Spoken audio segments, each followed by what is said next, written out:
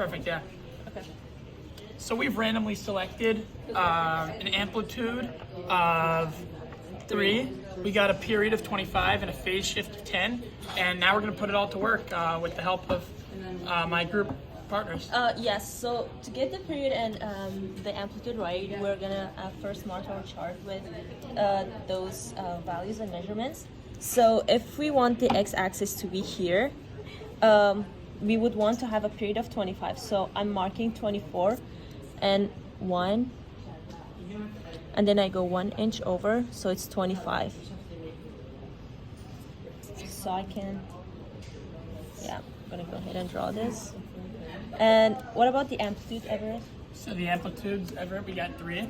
So as far as marking those, Everett? Yeah, so what we need to do is we need to mark it here, and then we need to make sure that the paper is in a position so that this will be centered when we start, and when it goes up, it will travel the same distance as when it goes down. And we have points 3 north of the x-axis and 3 south of the x-axis to represent the range in which the function or the amplitude.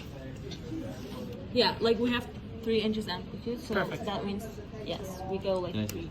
And now that we know that it has to be pulled this distance, I can mark on this.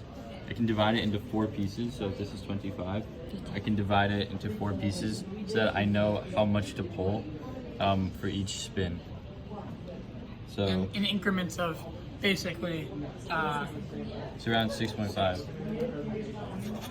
And how do the wheels work, Lily? So we'll start it at 3 p.m. and the way it's going to go is on the same same speed as Everett's going. We're going to go around once, so 1, 2, 3, 4, and then you got to do it a second time to get this to create the full thing. So while this one spins twice, the big wheel spins once.